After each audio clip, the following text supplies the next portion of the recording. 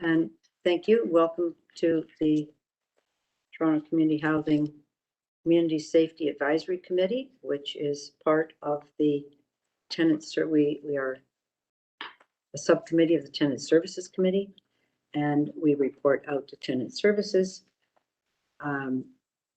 We are subcommittee, and we are looking very much at community safety, addressing community issues of violence related to gun violence or vulnerabilities in communities.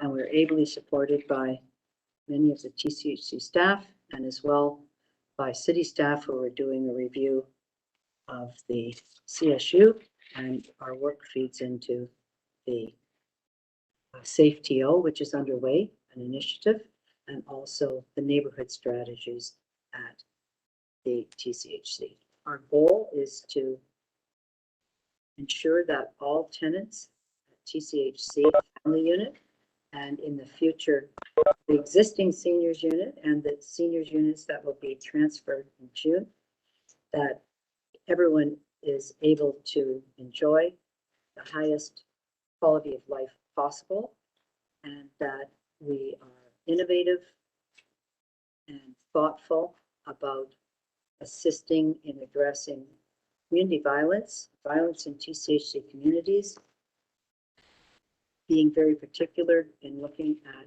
where the highest needs are. So that really is the reason why this exists. There is a CSU review underway. There is a categorization of communities to determine the highest needs and what the plan is there. We're very empirically driven, and just want to thank all of the TCHC staff for being on this journey with this subcommittee and being so forthright with all the materials and information that you're sending.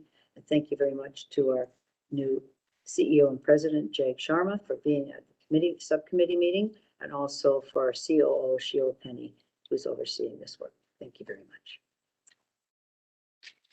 Okay, with that, we will start our meeting. We're a very efficient committee. We have one deputant who will be addressing item 5, overview community safety units. So we won't be dealing with that until this deputant is with us. Thank you very much. We have a consent agenda that's in front of you, which is the approval of the public meeting agenda. The second is the conflict of interest, and the third is the confirmation of the public meeting. I'll just ask for approving of the public meeting agenda. All in favor? Opposed? That's carried. Is there anyone who wishes or needs to declare a conflict of interest here today? Seeing none, thank you. Accept that. And thirdly, the confirmation of the public meetings from our first meeting on July 20th, 2021. Could I have a motion for that, please? Debbie, seconded by Marcel. Thank you. All in favor? That's carried. Thank you very much. Our third item is the business arising from the public meeting minutes and actions update. Shall we just go through that? Dara, would you help with that, putting that up? There's 2 items on there. We were to get provided the CSU Organizational Chart and highlighting the positions of individuals who have a policing background. And second is the CSAC Charter. And both of those are in front of us today. Don't know if there's any questions or anything regarding the materials for item number 1. I'm sorry, this is Debbie speaking. Is the charter on our agenda? No. The charter is on the business arising right there. Yeah, given our just concluded meeting, it occurred to me that we will need more than the 4 meetings that we identified during our first meeting in the summer. We've already asked for a meeting in the next few weeks. I'm wondering if my committee members would be open to us revisiting that limited number of meetings that we had set. I believe we said 4. I think at the time that made sense, but. Can we check with Dara on that charter? Yeah. Can we reopen that, Dara? So I don't know that it's necessary, strictly speaking, for us to reopen the charter because the committee can always call special morning meetings. Okay. What we speak to in the charter is the number of regularly scheduled meetings. So we'll just put in the calendar, and then it's always available to committee members and the chair to call additional meetings beyond those 4 that are identified in that document, in Oh, very good. the meeting schedule. Thanks for that clarification. That works for me. I don't know. Thank you. Okay, and the CSU Organizational Chart, that is going to be coming up. Is that going to be coming up under item 5? In the meeting material, tucked in behind the item that is the report back to the committee listing the action items is a briefing note from CSU that from Ms. Penny that provides the organizational chart and identifies the information that was requested by the committee. So I think we should just deal with that now. Because the CSU report, I think that's not exactly there. So there's the request was DARA staff to update the committee. Provide management to provide the CSU organization chart highlighting positions of individuals that have a policing background. Okay. Madam Chair, Yes, the organizational chart is in front of you, and in the attached, pardon me, briefing note, we note that CSU has 16 management positions that are held by former police officers, and they're detailed for you there on that list. So 16 of the complement of 271. 16 of 171. 16 of 271. Oh, 271, that's right. There's that. That's the current complement for CSU. Are there any questions or comments? Are all 16 in senior positions? I'm assuming on the chart they're the blue boxes, Sheila? I will just, Al Britton, our acting senior director, is on the phone. I'll ask him to answer that question. Al? Yes, thank you. Many of the positions have changed when Bill Anderson retired. There has been a little bit of a change in the structure. One of our acting senior managers is Mona Botani, who's not a police officer, no background in policing. Several of our staff sergeants, which are the blue boxes, do not have policing backgrounds. They've come up through the community safety unit. We do have several of our retired police officers are in lower level positions where they're not union staff. However, they're not in senior positions. They would be in what would be a term coordinator type positions. But Al, if it would be helpful to the committee, you could Yes. play on this org chart where the former police officers are located in the org chart. Yep, definitely I can. Director, would that be helpful? That will be very helpful. Okay. Sorry, Al. Do we have a history of having police officers in the most senior position in CSU or whatever its first iteration was before it became CSU? I remember reading around what it was called during MTHA, but I don't recall right now. Right. Yes. Historically, there's been one person with a policing background that was the director of CSU back. I apologize, I don't know the year, but it was an ex-Toronto police officer who went to be the chief, I believe, of Guelph, and then eventually became the director of CSU for a period. The next after that was Bill Anderson, and again, as Ms. Penny said, I'm currently in that acting position. So as it breaks down in the org chart, most of the senior director and again one of the senior managers now have a policing background. The administrative staff sergeant or manager has a policing background. The training manager has a policing background. Now, the training manager has two positions, which would be equivalent to corporals, reporting to him, and those two people have policing backgrounds. So if we were to look at the org chart now, let's put it on the screen here. I'll go back again, if you don't mind, just to make it clear. The senior director, against the position that I'm currently filling in an acting position. The senior manager of operations is a person with a policing background. The corporate senior manager is a person that currently does not have a policing background. This has just changed recently with the retirement that I mentioned.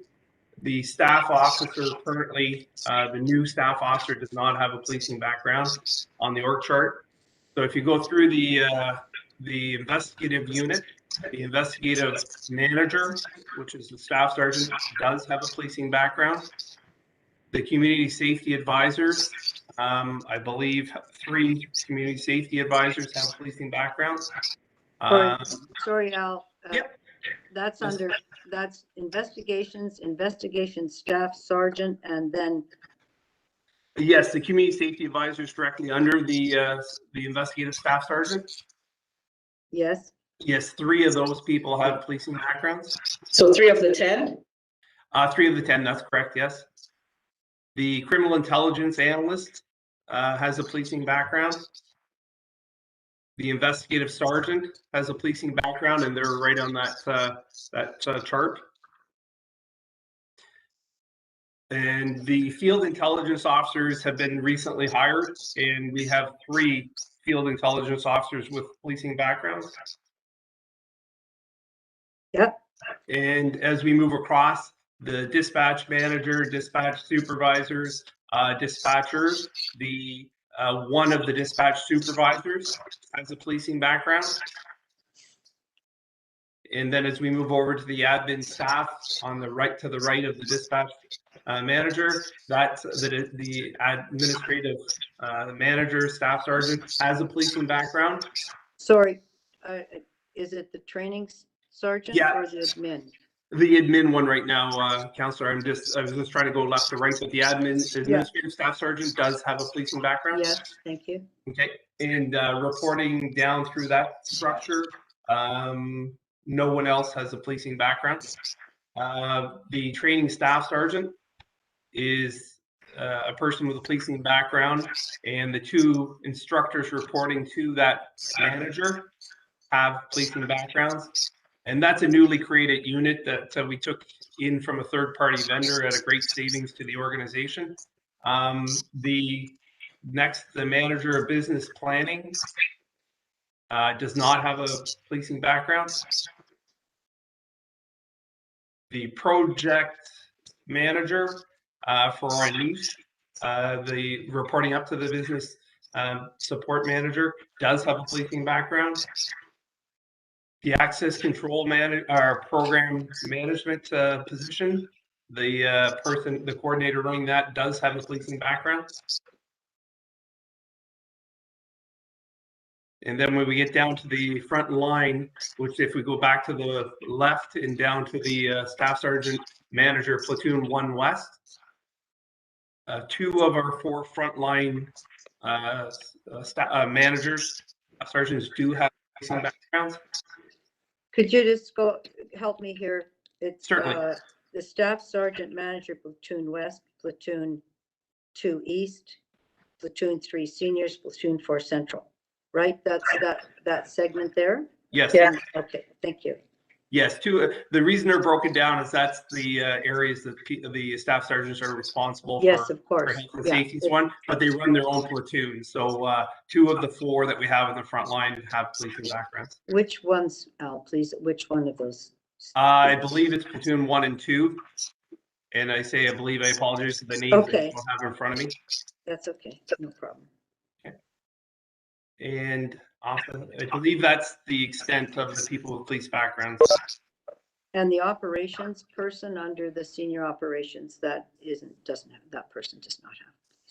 Operations Yeah, I'm sorry. That's just the heading for the category of. Oh, there's nobody yes. in that? No, those Okay. are just overarching areas. I'm sorry. Yes. So the investigations that's listed there, you've just got it in blue if it's a live position. Can you may explain that a bit better? Because this is great to have the chart. Really appreciate your time and attention. If there's not a person associated with that, in the gray there, investigations and operations are just headings. Is that right? Yes, and I apologize. Our actual chart's just a little wider, and I think it was made a little more condensed for purposes of fitting on the slide. But you're correct. Investigations and operations are overarching areas, and then they drill down to the actual positions that we have in the unit. The two gray area boxes, the FIO investigations, those boxes do have people, and so do the gray boxes on the right. So I just want to make it clear: investigations and operation boxes are just overarching areas. So and then the investigation staff sergeant, that's the person that has the policing background. That is correct, yes. Okay, I made a mistake because of the gray. That's good, thank you. Would you be able to just change that to a different color or put ones that have people in a color and the gray are just kind of? Yeah, I think the gray is the gray that's outlined that are areas, and the unoutlined ones are people. Definitely. Okay, so what I'm hearing is that in your most senior, you have one non-police officer. So I would say in the top 5 positions, 4 are police officers. Is that correct? We actually have three top positions. There would be the senior director and then 2 senior managers. And one of those 3 do not have a policing background. Then the next level below that is the manager position. So I believe off the top of my head, we have 8 managers. And of those 8 managers, 3 of them have no policing background. Good. And now I'm sorry, apologies if this is not your bailiwick, but out of the top 3 positions, is there a history of succession planning based on position? There actually is, and we're trying internally. Recently, when Bill Anderson retired, and I'm short-term filling in for his position, we've elevated Mona Botani to the senior manager role from her manager role within the corporation, and we've elevated Dave Quigley, who's the manager that's come up through the housing corporation, and we've elevated him to the manager of business planning to try and develop his business side. So we do have plans long-term. We've also created several developmental acting positions. 2 of our 4 managers on the platoons on the operations side, the staff sergeant, platoon 3 and 4, are currently active positions where we are developing internal people. We've gone through a pool of 4 people so far, and we have 2 more acting. And at some point, we will run a actual official process. But we want people to have the opportunity to perform at that level. So we are developing a lot of people internally. And those are the folks without policing backgrounds. That is correct. Good.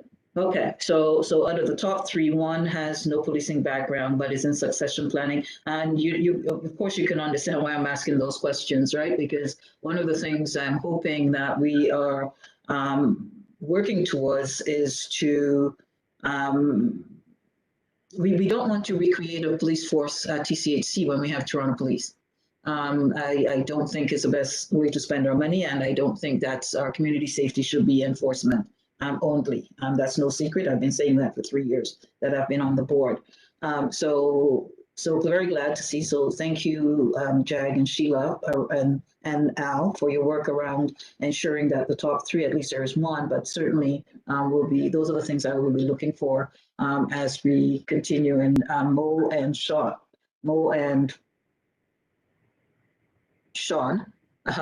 Those are, as you do your review of CSU and you bring on new staff, those are the kinds of questions we would want to see as part of your review and recommendations coming forward in terms of succession planning and how we can sooner rather than later. Al, you use longer term, but I'm hoping in the intermediate term that we can begin to see some non-police officers in senior positions and making the strategic decisions around.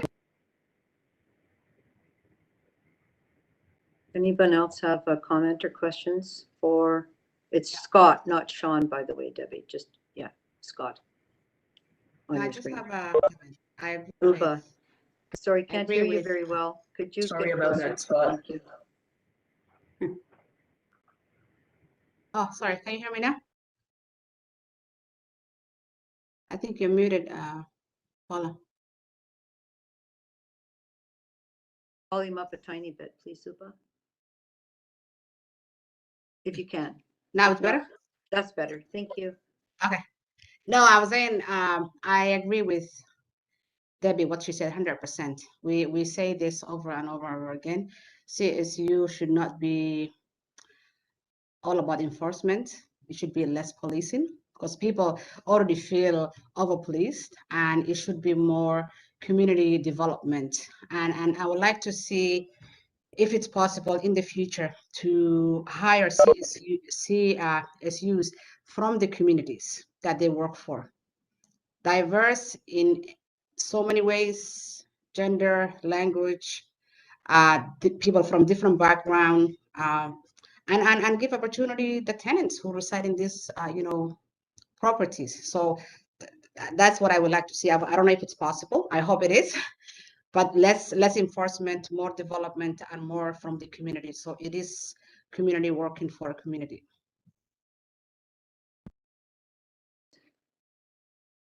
Francis?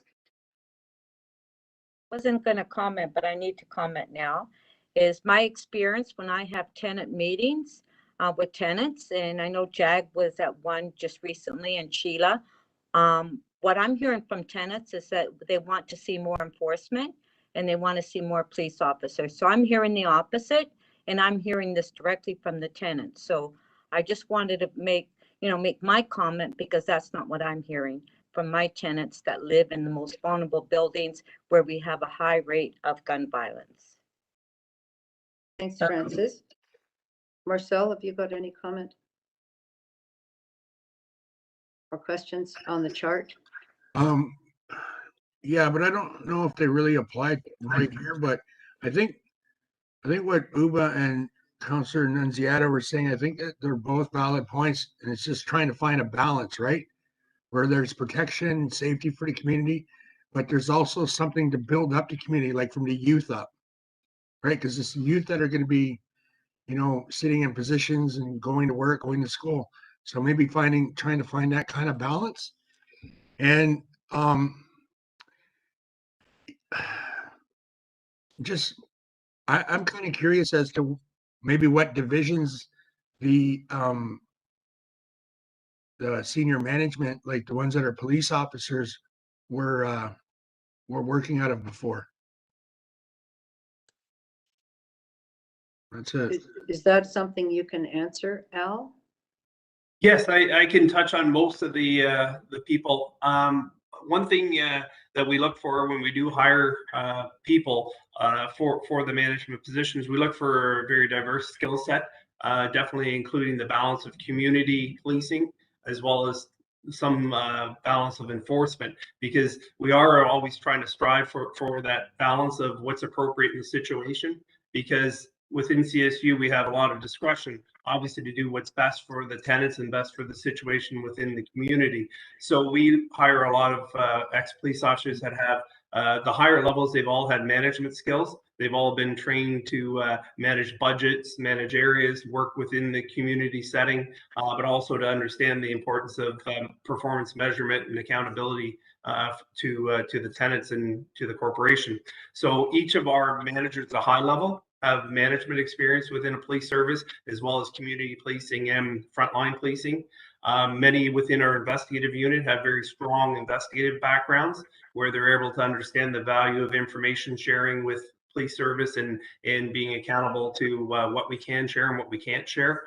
So each of the positions have been very people have been selected very carefully based on their skill set. Okay. That is, can I, thank you. I just have a couple of questions. First of all, I don't understand all the colors, because there's no table for that. What do they mean now, please? Is this, I think this is a great start. I really want to say thank you. So Yeah. what's the blue? I compared think to when the this was being pink? prepared, I'm sorry. When this was being prepared, I think the blue was just to show where some people that had the policing backgrounds were at the time. And again, there's, as you see with the community safety advisor, it has 10 there.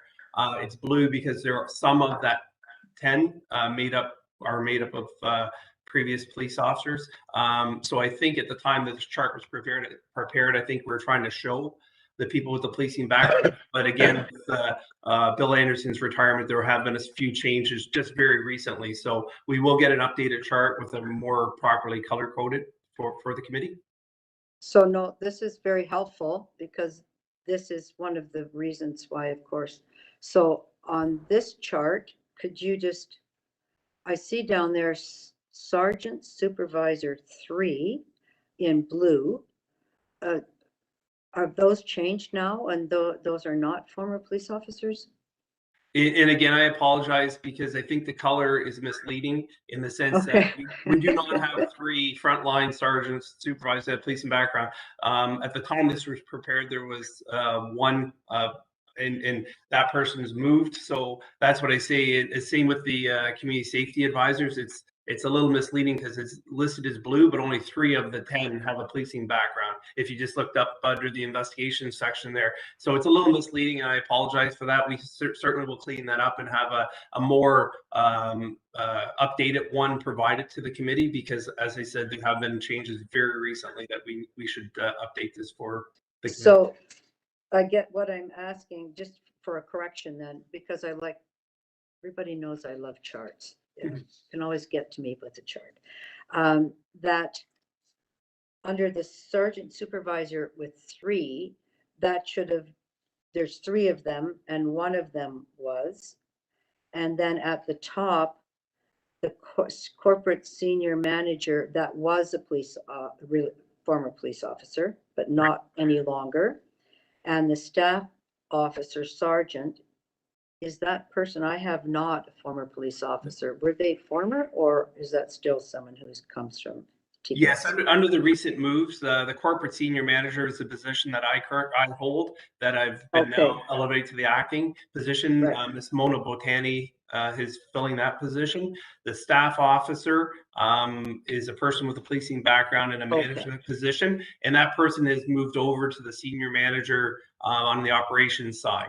And a person with a non-policing background is filling that role now. So, and again, I know there's a lot of moving parts here. That's I really okay. think an updating chart will be helpful.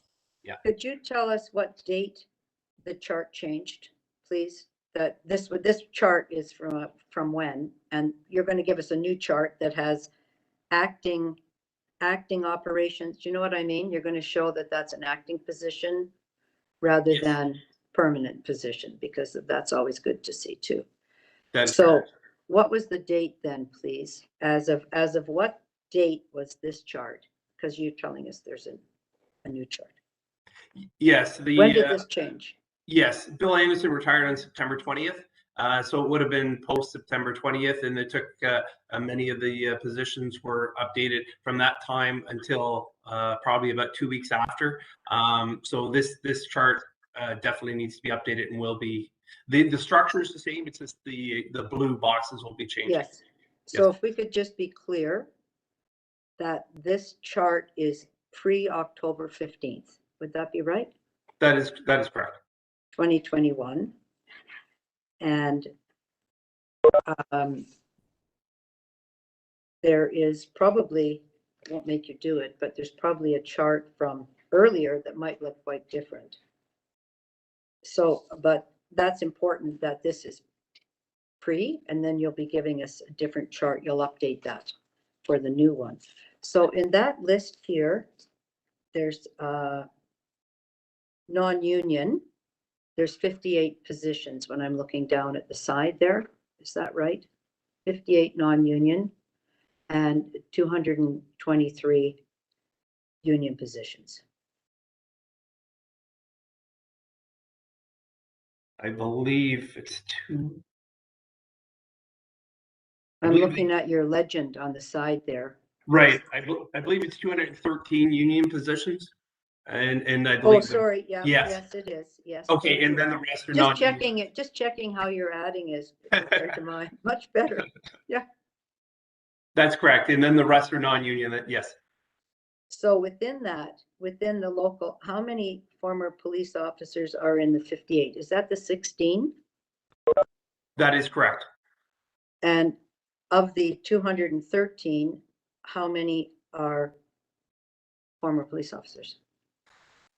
There are several with policing backgrounds in other countries before they came to Canada. However, there's none with policing backgrounds within Canada that I'm aware of. And are most of those with policing backgrounds from TPS, or are they from other police services in other places? The majority are TPS, or a few from other services. And if we were to say, I think that this is a good chart. So that's basically 16 of the 58 are former police officers. And before this chart changed, it was what, 18?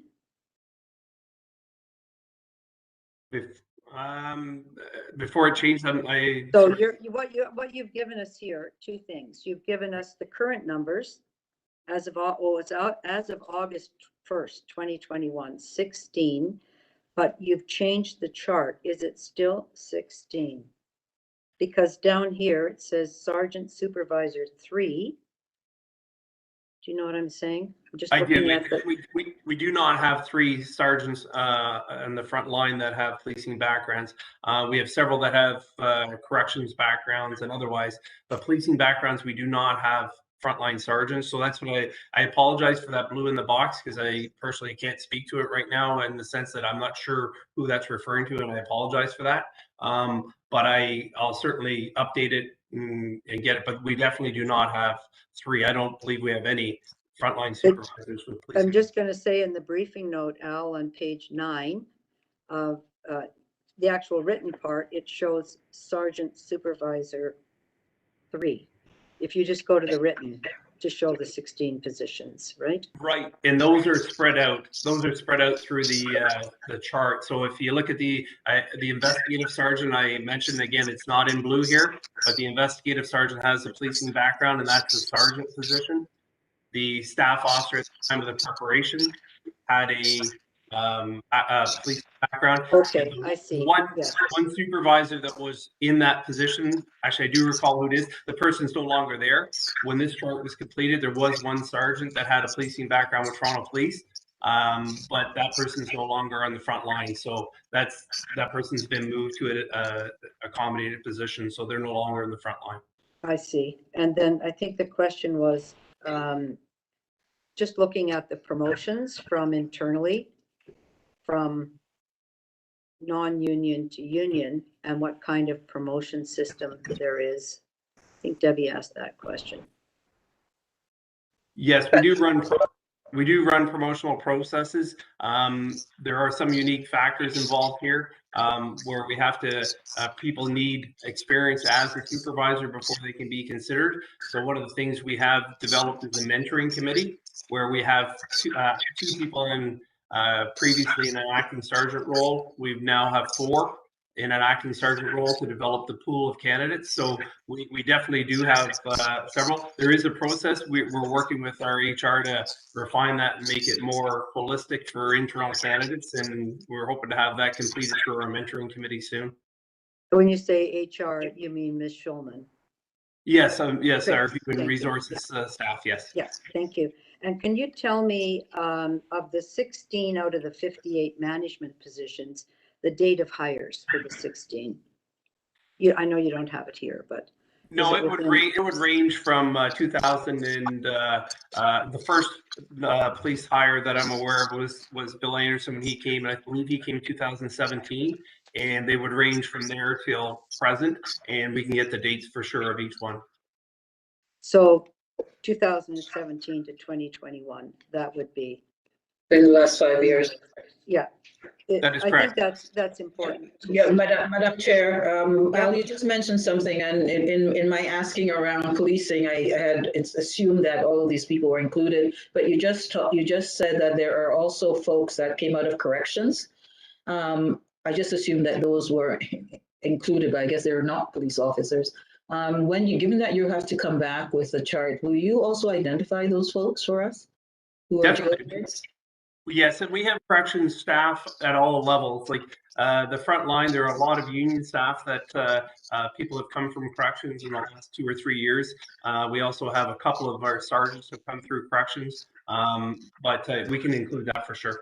That will be very helpful. Anyone coming out of the criminal justice system will be helpful. Okay.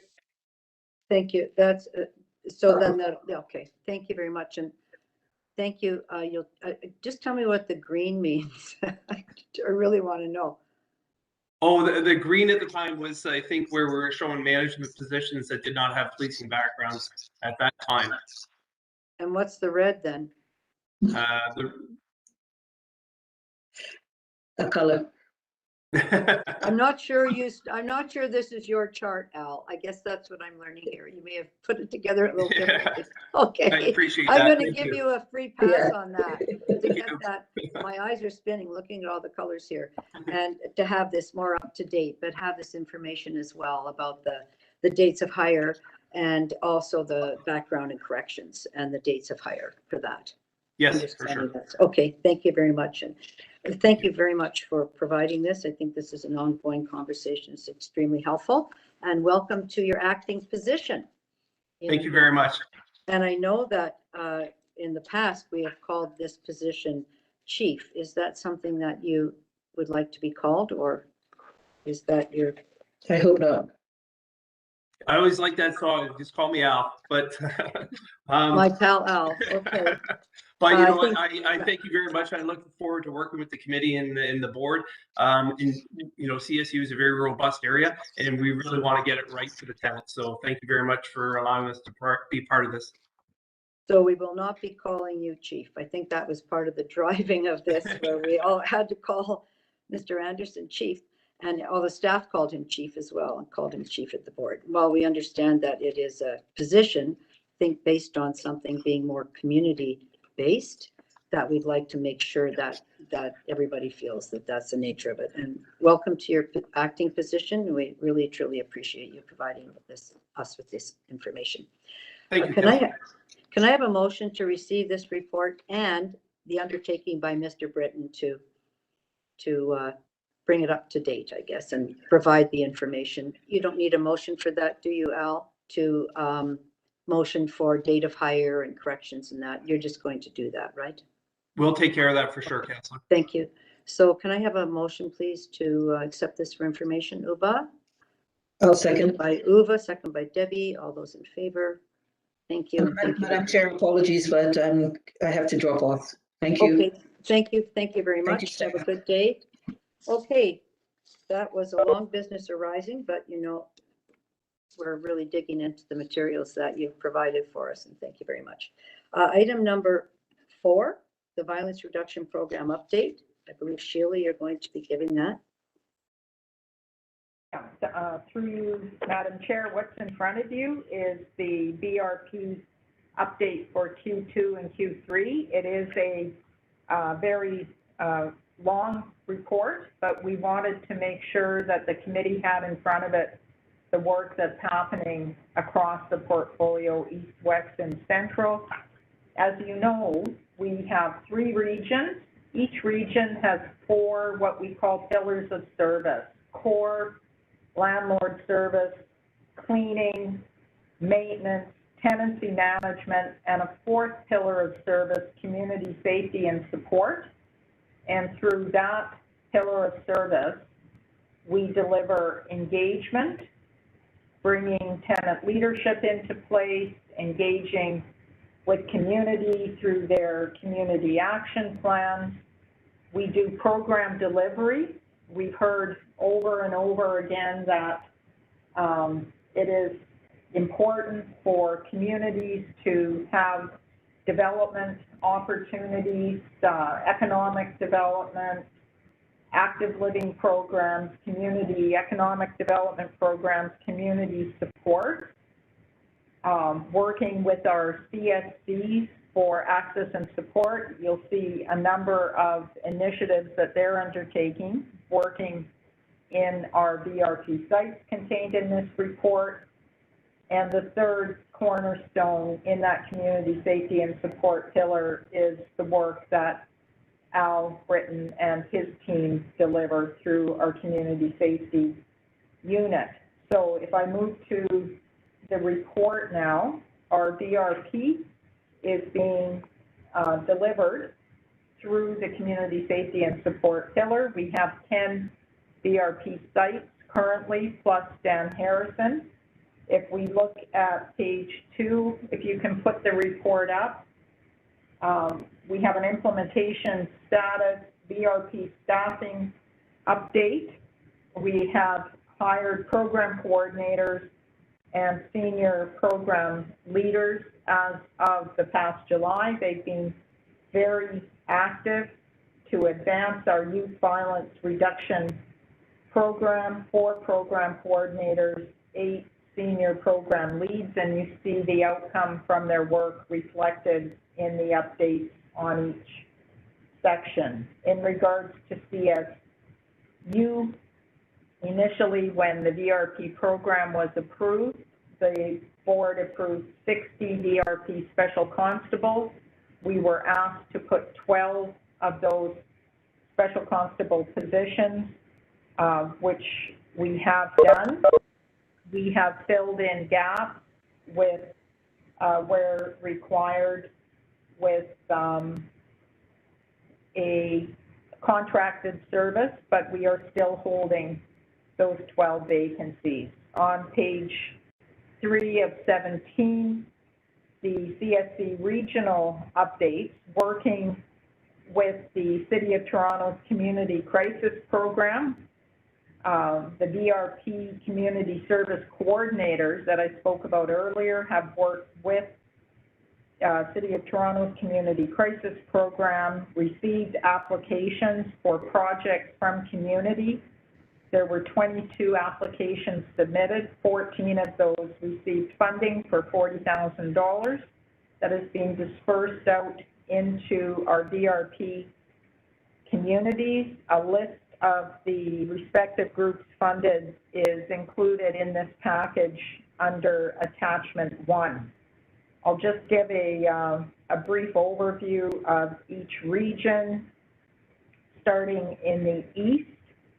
Q2, the East region has focused on those buildings and tenants living in contract managed sites, trying to bring those communities back forward through those VRP engagement efforts. Tenants who have been historically disengaged have started to re-engage with us. So in those VRP communities that were former contract managed, we have several individuals in the Youth Works program, Rookie League employment opportunities. 5 tenants were successful in gaining employment. 2 tenants referred to the Fred Victor case management and an intervention worker. And what the East has found, that when we're supporting youth, they are finding that they need to expand that to find ways to support the entire family. So CSCs are working with TPS to provide mental health supports not only to youth but to their parents to help support those young people in navigating the education system and obtain first-time employment. The East in Q2 was also active in providing trauma and healing support. They note in Q2 a next generation arts program, provided programs for youth who had been exposed to gun violence. 8 youth were referred to that program. CSC, CSU in that East area have also been working at strengthening their relationship with TPS, and TPS has started to refer tenants to our violence reduction program, CSC. In Q3, Somebody's phone is on here. we're getting a message. Sarah, Uh, do you know what's happening? there we go. Okay, thank you. So that's a hold when you're calling. Yep. Thank you. Q3, Sorry, Sheila, you got, no problem. sorry about that. Little musical interlude there. Yeah, right in the middle. Sorry. Please proceed. Thank you. Q3, the East BRP team continues to work with CSU, community safety advisors, their regional team, and is really trying to get in underneath, understand recent escalation of shooting incidents across the region and provide support, mental health, trauma recovery where required, while engaging children and youth in leadership development, skill building, and trauma resiliency-based initiatives. So the East team has been busy. In the Central region, a little different focus. The Central VRP team is supporting communities with harm reduction and unit takeover issues.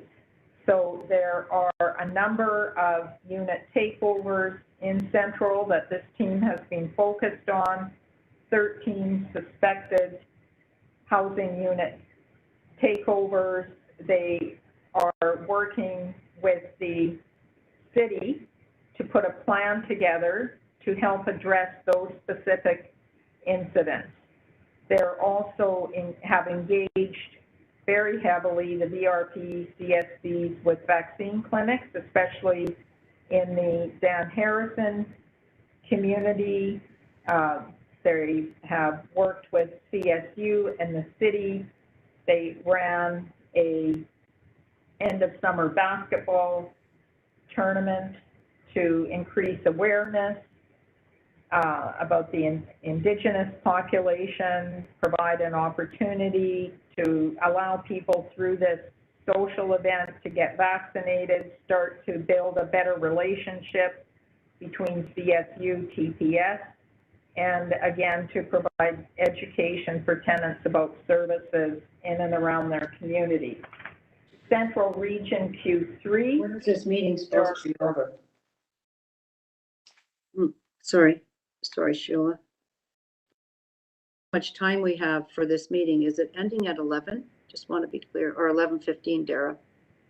I think we actually had in our thoughts about the timing of the meeting that it would end at 10:45, but Okay. we seem to be running up against that. Yeah, so I want to make sure that people that are able to be there, and Sheila, I don't want to cut you off, but Yeah, if you could finish up, that'd be great. Thank you. Okay, I'll go quickly. I think, you know, members of the committee, this is a public report. I'd encourage you to read it and understand the good work that's happening east, west, and central. So CSU works on enforcement, but we also have teams in every community working on engagement and program delivery. And there are a number of great programs that have been rolled out into community in spite of COVID, and they are documented in the report. If you look at, if you move to page 20, you can see regional breakdown of the page 20. You can just zoom up there. You'll see the regional breakdown of CSC activity, East Q2, that totaled, we had over 1,000 tenants participating in activities, and in Q3, close to 3,000. So the CSU working with the VRP CSCs and the engagement team has been very active in community, and it is documented in the report. Table 3 in the report, we provide an update on each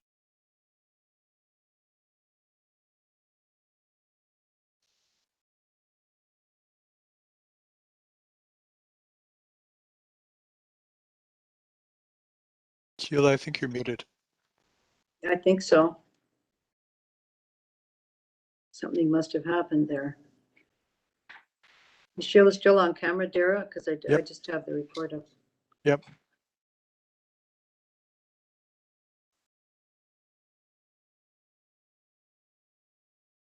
Sheila, can you hear us? Lost Sheila's audio. Dara, I'll just head down and see if I can, I'll at least speak to her. I'll be right back. Oh, she's got that circle going, Dara. That means something's Let gone me- wrong with the WebEx there, right? Sheila? No, can't Got hear.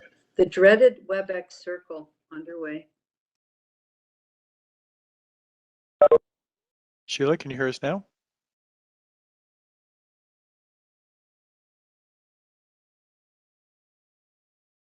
Sheila?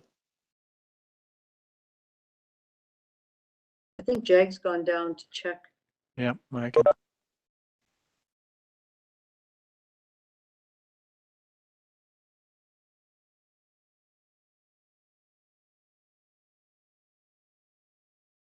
I think Sheila is going to make a move to Jag's office to. Oh, she's going to go on his. Yeah. Must be something wrong with hers. Okay, that's great. Thanks. In the meantime, I'm just going to move to the chart that Sheila was referencing, table Okay, 3. that's great.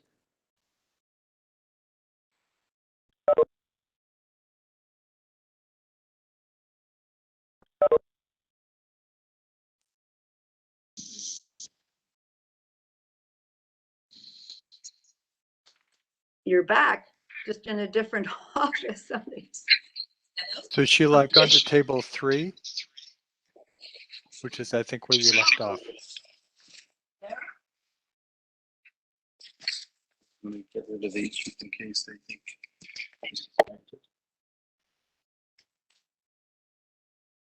Hello. Yep, we can hear you. Excellent. I And am. Sheila, I've pulled up table 3, which is where you left off. Thank you.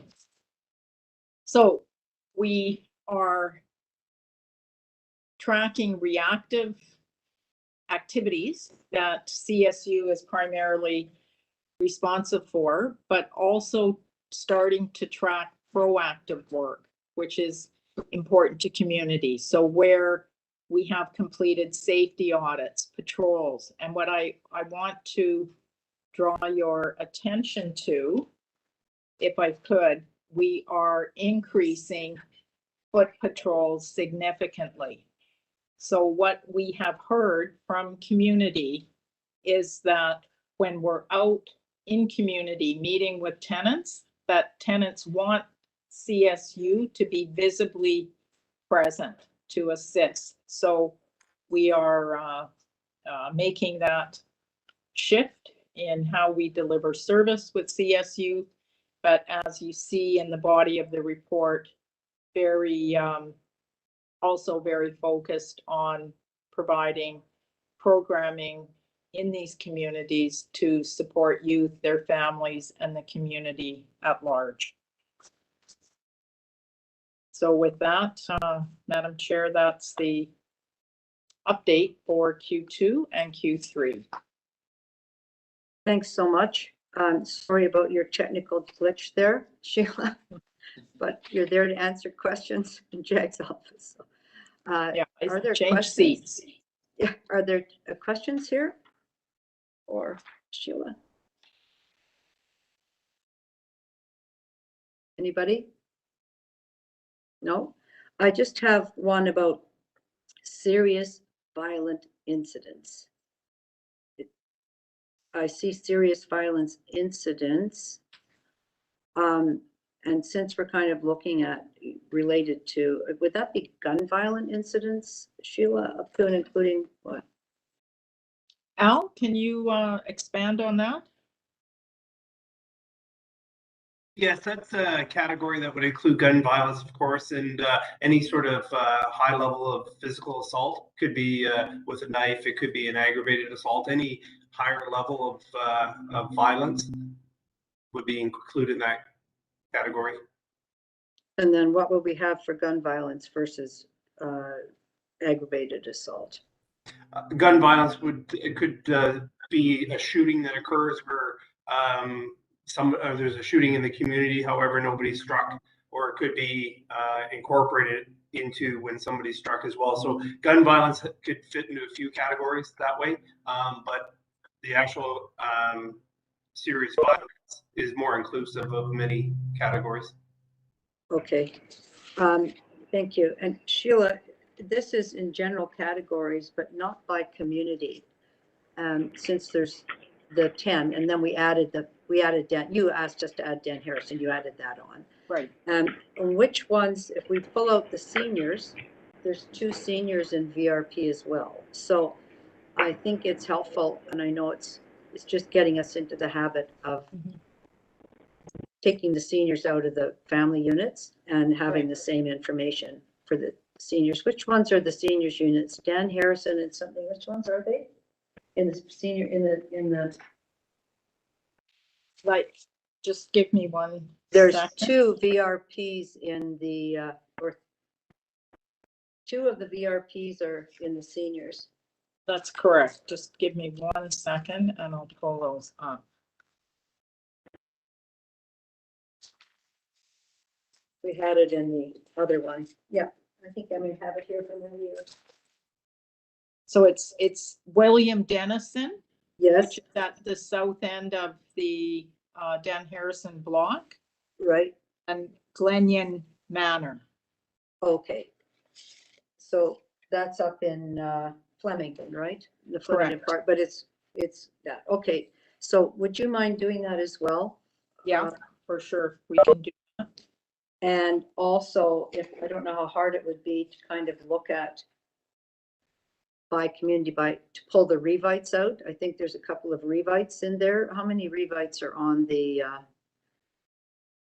VRP? Just again, the Just information Regent? is in another report. So in the family portfolio, Lawrence Heights, Regent,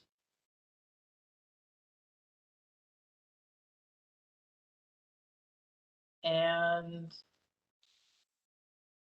I believe that's Just it. the 2. Alex Park isn't on that. Okay.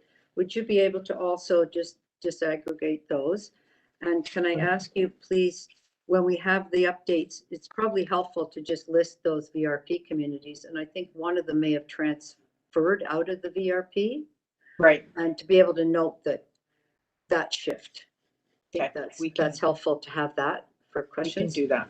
Okay, that would be great. Thank you. So we don't need a motion there. That's just an undertaking for that. I think Dara, you've kind of got that, right? Do you, the undertaking to have seniors pulled out in those categories and the revites pulled out for those categories too? Yes, I think I've captured it in a motion that I've Oh, been in a trying motion. to Okay, track. fine. So Thank you. differentiating between communities in the seniors and family portfolios, and Thank you. providing information in relation to revitalization communities. Thank you very much. And that's, I have flagged that. I think that's good. No questions, any comments? I just want to say thank you so much to Sheila. This is a really comprehensive report. And as Marcel was saying, it's a fine balance between the enforcement and the community development. So it's great to see there are a lot of community development. So thank you so much. Thank you. Thank you.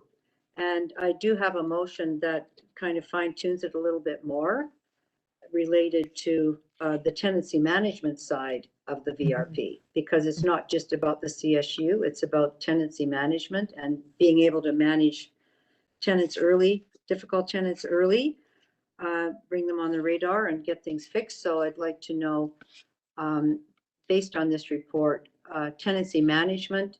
Well, I actually had there, I'd like to know the number of N4s, N5s, N6, N7, and 13s very clearly that have been undertaken.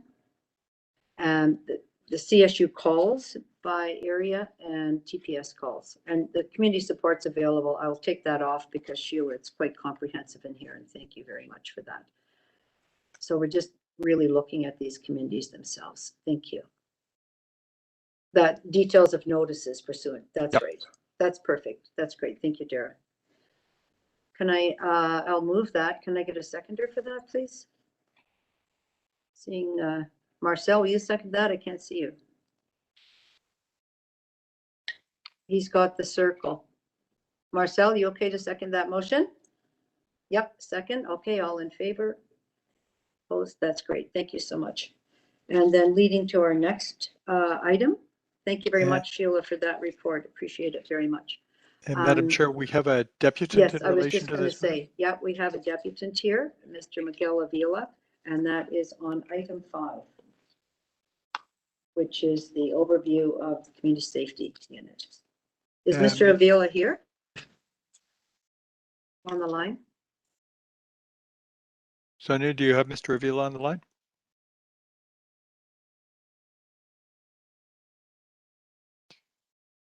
Oh, I've got a note from Sonia that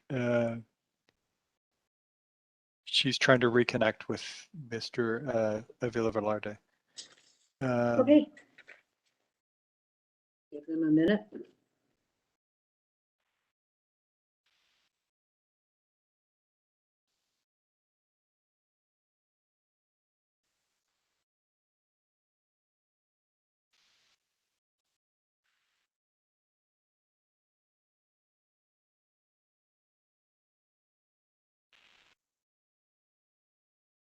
Seems like we're having some technical issues in connecting with the deputant using the phone system.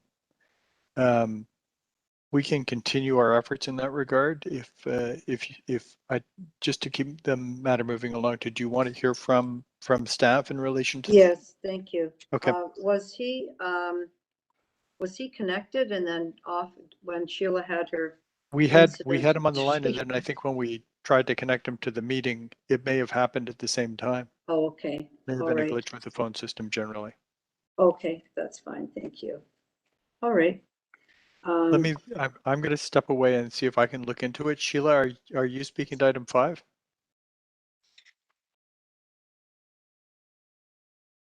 I don't think she can hear. Sheila, you don't seem to have a microphone on.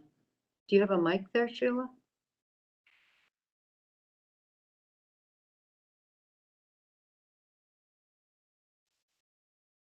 My apologies, Madam Chair. Danielle's just going down to check. I thought she was set Okay. up again, but if not, then I'll have her come back this way. Can I just check with the committee members as to your time? Madam Chair, I have about 10 minutes. Since we're going to have another, we're going to have another meeting soon. Thursday. I'll Thursday. Follow up Should with we just, IT. I'm just going to recommend that because we only have 10 minutes and Mr. Avila isn't on the line and Sheila's having a hard time, that we would let this go to the Tenant Services Committee. And then if there's things from there, we can bring it back to our committee.